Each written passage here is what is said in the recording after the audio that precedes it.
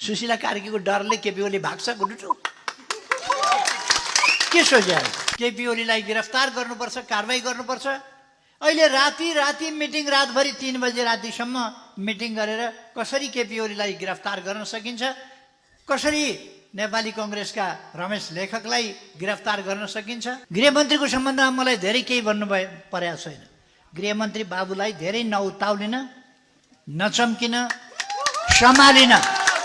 सल्लाह दिन चाहन्छु केपी ओली यो डाँडोसम्म जान पाउँछ पल्लापट्टि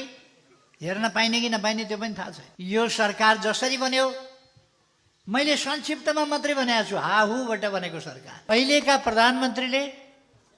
प्रधानमन्त्री बन्नका लागि शर्त राख्नुभयो संसद तुरुन्तै शपथ ग्रहण गरेर तुरुन्तै संसद भङ्ग गर्ने सिफारिस गर्छु त्यो सिफारिस लागू गर्न पर्छ र संसद भङ्ग गर्ने हो भने मात्रै प्रधानमन्त्री हुन्छु नत्र भने देशमा जेनजीले आगो पाल्छ अनि संसद भङ्ग गर्ने पूर्व शर्त राखेर सर्वोच्च सार्वभौम सत्ता सम्पन्न जनताको सर्वोच्च प्रतिनिधि संस्थाको अन्त्य लोकतन्त्रको जग भत्काउने शर्तमा सुशीला कार्कीजी प्रधानमन्त्री हुनु उहाँलाई राम्ररी थाहा छ नेपालको संविधानको उहाँ व्याख्या गरेर आएको मान्छे हो के व्याख्या गर्नुभयो त्यो छोड्दिउँ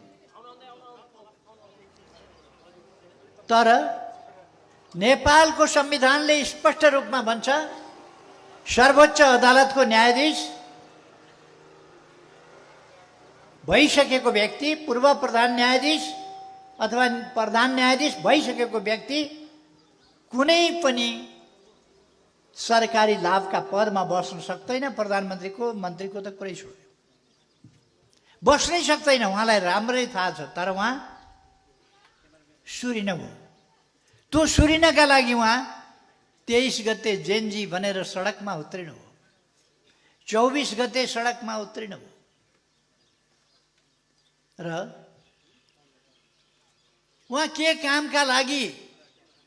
उत्रिनु भयो चुनाव गराउने भन्ने त राष्ट्रपतिले तोकिदिएको म्यान्डेट हो उहाँहरूको उद्देश्य होइन राष्ट्रपतिले तोकिदिएको 21 फागुनमा चुनाव गराऊ भनेर उहाँहरू के गर्दै हुनुहुन्छ पहिले पनि भन्दै हुनुहुन्थ्यो